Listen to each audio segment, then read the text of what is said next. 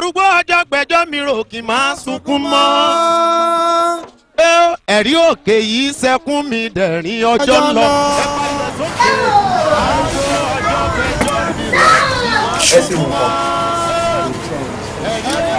ṣe mọ̀ pé Michael ti lè so báà máa ṣe fàájì ṣẹ̀tọ́dá sàn bọ́ tó bá ti dalẹ̀ ajọ́ máa lọ bí kan pẹ́pẹ́ o.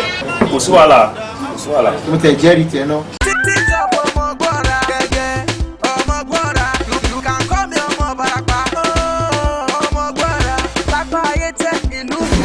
nọ́mbà rẹ̀ ni strange nọ́mbà lélẹ́yìí o oṣù ọ̀pọ̀ mọ̀ tí ìmọ̀ nọ́mbà yìí ayé fẹ́lẹ́ o. ẹ gbé náà. take this last one. ìdí speaker.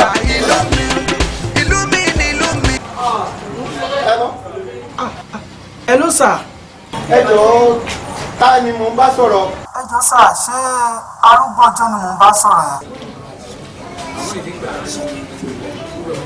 yẹn. òun ló sọ̀rọ̀ arúgbó ọjọ́ ni. mo ti ń try láti get in touch pẹ̀lú yín ti pẹ́ o tí mo ti ń try nọ́mbà yín. ẹ jọ̀ọ́ sir báwo ni mo ṣe fẹ́ get in touch pẹ̀lú yín sir. ẹ wo bí kó tó di pé mo bá yín sọ̀rọ̀. ẹ jẹ́ kí n gbàdúrà fún yín náà. ó yá sir ó yá. orúkọ Jésù. àmín. Ọlọ́run arúgbó ọjọ́ kó gbàdúrà fún yín. àmín. Jésù Kristi agbára wa. àmín àmín lórúkọ Jésù. ẹ jọ̀ọ́ sà but mo fẹ́ ká fojú rí ju mo ní láti rí. eléyìí ò le rárá ṣe rí tẹ bá ti fẹ́ wá mo máa send address sí tí bá ti wá send address sí kó tó di pé wá yẹn máa ní láti send bóyá 50,000. that is minor things ẹ̀yin kan send account details yín sí mi máa send ẹ̀ lẹ́sẹ̀kẹsẹ̀. ẹ má wọrí mo máa send ẹ. àwọn mi ní àwọn oògùn kan tó ta bọ́tì mọ́ yín lọ́rùn wọn ò fẹ́ tú ọ. wọn ò fẹ́ tú rárá ṣùgbọ́n Ọlọ́run arúgbó ọjọ́ á bá mi tú. ẹ ṣé sà àmì o. ẹ gbọ́ ẹni tó wá ń fa ogun yẹn ó máa kú o. bẹ́ẹ̀ ni. wọ́n máa fún yín ṣe sà. no problem ṣe ti gbọ́ no problem ẹ jẹ́ ká tún gbàdúrà lẹ́ẹ̀kan sí. ó yá o. Ọlọ́run arúgbó ọjọ́. àmín. gbàdúrà fọmọ rẹ. àmín.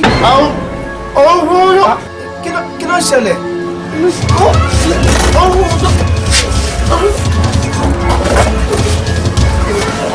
ilé jẹ́ nẹ́tíwọ̀kì yẹn ní tí bá ti ní mẹ́sẹ̀jì wọn máa fọ́ọ̀dù owó yẹn sí wọn lẹ́sẹ̀kẹsẹ̀.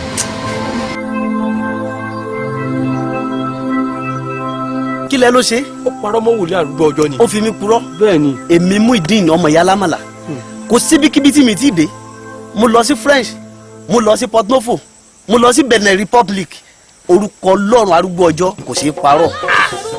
gbogbo ẹnikẹ́ni tó fẹ́ máa fi orúkọ Ọlọ́run arúgbó ọjọ́ parọ́ bí ṣe máa rí fún wọn ni. ìwọ náà wà ńbẹ̀ o ó fẹ́ máa fi orúkọ Ọlọ́run arúgbó ọjọ́ ó fẹ́ máa fi parọ́ ó máa fi gbowó káàkiri Ọlọ́run arúgbó ọjọ́ ò mú ọ lọ́jọ́ kan. àmọ́ Ọlọ́run ò fẹ́ kú ẹlẹ́ṣẹ̀ bí kò ṣe kó ronú pìwàdà ẹ jẹ́ ká gbàdúrà orúkọ Jésù. Ọlọ́run nítorí pé ẹ ò fẹ́ kú ẹlẹ́ṣẹ̀ ó yẹ tú sílẹ̀. ogun kógun tó ti rápálá wọnú ayé ẹ̀ mo pa láṣẹ Ọlọ́run arúgbó ọjọ́ ó yẹ tú sílẹ̀. ogun tó wọnú ayé ẹ̀ bí iná ó yá iná ọ̀run kó jó dànù. Jésù Olúwa wa gbà sílẹ̀. Ọlọ́run arúgbó ọjọ́ ṣe Ọlọ́run arúgbó ọjọ́ ṣe ó ṣeun ó ṣeun.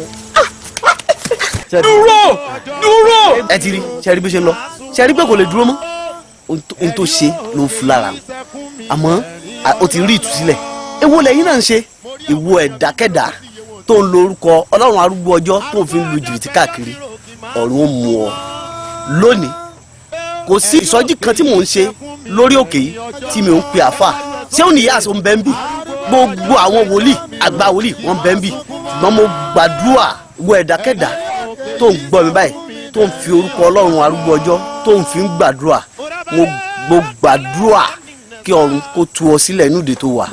gbọ́ ìwọ tó ń wò mí tó sì ń gbọ́ mi ogun kógun tó so mọ́ ẹni sọrùn tó lòun ó gbẹ̀mí ẹ kí ilé ọ̀la tó mọ́ ọ̀run kó fún wọn ṣòfò dànú èmi mú ìdín ọmọ ìyá lámọ̀lá mo sọ bẹ́ẹ̀ kó tó dọ̀la yóò kú o má ké o má sì débẹ̀. ẹ̀rí òkè yìí sẹ́kún mi dẹ̀rín ọjọ́ ń lọ pariwo ẹ̀.